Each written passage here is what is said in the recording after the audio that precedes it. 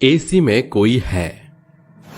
निवान, उठो उठो निवान। क्या हुआ? आधी रात के समय क्यों शोर मचा रही हो? निवान जल्दी उठो, देखो एसी के अंदर से धुआं निकल रहा है। निवान आंखें मलते हुए झट से उठ खड़ा होता है कि कमरे में फैला हुआ एसी का धुआं एकदम से गायब हो जाता है और अहाना कहती है, इस एसी में कोई है जिसे मैं महसूस कर सकती हूँ लेकिन देख नहीं सकती। एसी में कोई कैसे हो सकता है? ज्यादा मत सोचो और सो जाओ। निवान एसी की घटनाओं को तकनीकी खराबी का नाम देकर सो जाता है। अगली सुबह निवान रेडी होकर अपनी शॉप पर चला जाता है और अहाना घर में बिल्कुल अकेली हो जाती है। काम खत्म करके वो अपने कमरे में बैठकर कहती है, आज कुछ ज्यादा ही गर्मी है, एक काम करती हूँ, एसी ऑन कर लेती हूँ। फिर वो एसी ऑन करके आराम से बैठ जाती है। तभी एसी के अंदर से एक आवाज उसके कानों में पड़ती है जो कहती है, अहाना, अहाना। आवाज सुनकर अहाना एसी की तरफ खौफ भरी नजरों से देखते हुए कंपकपाती जुबान से कहती है, कौन है एसी के अंदर?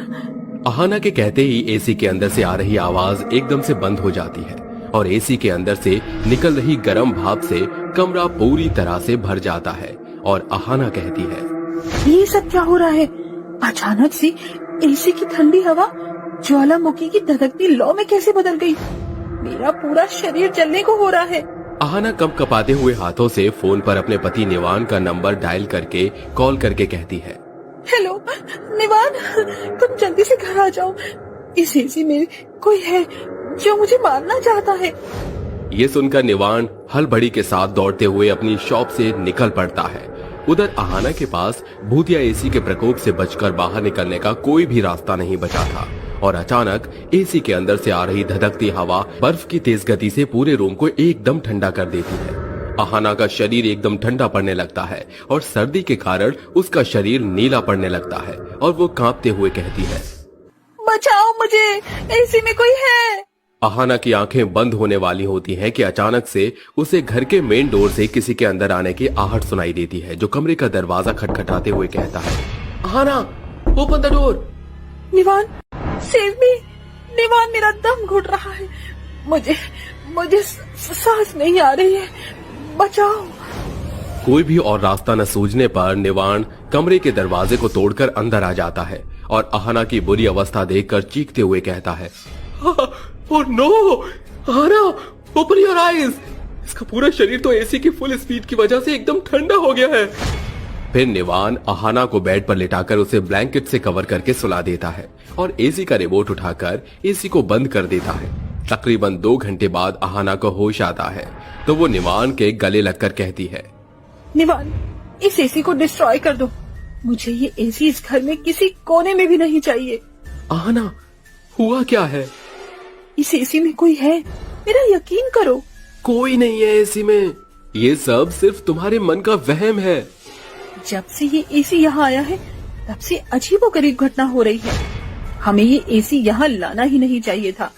कल इसके अंदर से आधी रात में धुआं निकलने लगा और आज एसी की रफ्तार धधकती ज्वालामुखी की भट्टी के जैसे हो गई थी और अगले ही पल एसी का तापमान 0 डिग्री जितना ठंडा हो गया था। अगर तुम वक्त रहते आज नहीं आते तो ये भूतिया एसी मेरी जान ले लेता। अहाना, अक्सर इलेक्ट्रॉनिक से चलने वाली चीजों में खराबी आ जाती है, हो सकता है एसी खराब हो गया हो। इस एसी में कोई है, यकीन मानो, कोई अदृश्य शक्ति जो एसी के द्वारा हड़कंप मचा रही है। अगर सचमुच एसी में कोई है तो आज पता लग जाएगा। मैंने एसी की सर्विसिंग के लिए सर्विस वाले को बुलाया है। रात के 8 बजे 2 युवक उनके घर आकर कहते हैं, सॉरी सर, हमें आने में जरा सी देरी हो गई। Okay, it's fine, please check this AC. Rehan सीढ़ी की मदद से एसी को अच्छी तरह चेक करके कहता है, इस एसी में कोई दिक्कत नहीं।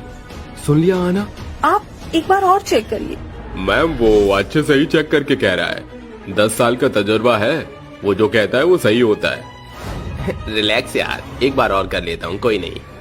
रेहान जैसे ही एसी को फिर से छूता है उसे एसी से झन्नाटेदार करंट लगता है और एसी के अंदर से एक खौफनाक आवाज उसके कानों में गूंजती है, रेहान, रेहान।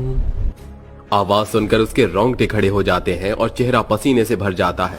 फिर राज साली साहिबा आप आइए आइए। तीनों बैठकर काफी देर तक बातें करते हैं। तभी अनु कहती है, अहाना, क्या सोचा है शादी का?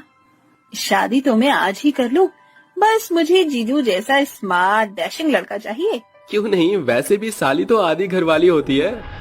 ये सुनकर अनु गुस्से से तिलमिलाते हुए पैर पटक कर वहां से चली जाती है।